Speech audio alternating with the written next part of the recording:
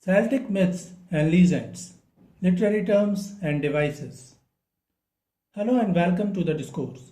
Celtic myths are the traditional stories, legends, and religious beliefs of Celtic peoples who inhabited parts of Europe, particularly Ireland, Scotland, Wales, Brittany, France, Cornwall, England, and the Isle of Man, from around 1200 BCE to the medieval period. These myths were originally passed down orally by bards and druids before being recorded by Christian monks in manuscripts during the Middle Ages. Celtic deities were often associated with nature, war, fertility, and craftsmanship. Unlike Greek or Norse myths, Celtic gods were more tied to local landscapes. The Celts believed in magical realms like Tirna Onk, land of youth, Annwn, Welsh Otherworld, and Avalon, Arthurian legend.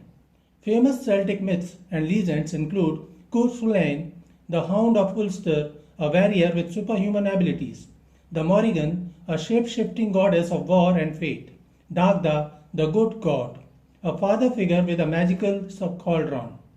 Selkies and Kelpies, mythical creatures from Scottish and Irish folklore.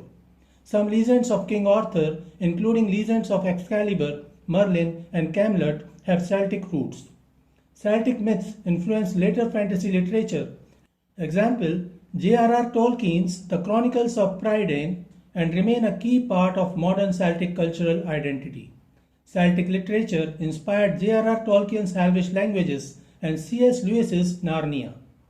The Celtic Revival, also known as Celtic Twilight or Celtic Renaissance, was a late 19th and early 20th century cultural movement that sought to revive and celebrate the myths, folklore, language, and artistic traditions of the Celtic peoples, particularly in Ireland, Scotland, Wales, and Brittany. It emerged as a response to industrialization, English cultural dominance, and a growing sense of national identity among Celtic regions. Many writers and artists drew inspiration from ancient Celtic legends, blending them with romantic and symbolist styles. W.B. Yeats, The Celtic Twilight, 1893, popularized Irish folklore in poetry and drama. Lady Gregory collected the retold Irish myths, co-founding the Abbey Theatre, 1904, to promote Irish drama. James Synge captured rural Irish life and folklore in plays like The Playboy of the Western World, 1907, and Riders to the Sea, 1904. James Joyce was critical of the Celtic revival, yet he incorporated Celtic myth into Finnegan's Wake and Ulysses, example the Cyclops episode parodying Irish heroism. James Macpherson's Ossian poems were also inspired by Celtic myths. The Celtic revival had a profound and lasting influence on literature, shaping modern fantasy, nationalist writing, and even modernist experimentation. Writers like W.B. Yeats and Lady Gregory repackaged Irish myth for contemporary audiences, blending oral tradition with literary art. The revival's fascination with the otherworld, example Yeats' The Stolen Child, influenced symbolist and later surrealist works. Silmarillion borrows from Celtic lore, example the tragic heroism of the Tuatha De Danann. Celtic revival gave the way to Arthurian revival.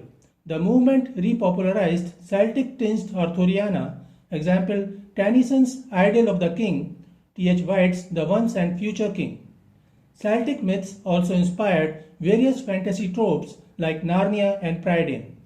Yeats' fairy folk inspired Tolkien's elves and C.S. Lewis's talking trees. James Joyce parodied revival idealism in Ulysses. The Cyclops episode mocks Irish hero worship, but used myth as a structural framework for Finnegan's Wake echoes Celtic cycles of rebirth. T.H. White's The Once and Future King is Arthurian, but it draws heavily from Welsh myths. Example, Mabinogions, Silvis, and Olwen. The Celtic revival did not just preserve old stories, it reshaped how literature engages with myth, identity, and the supernatural.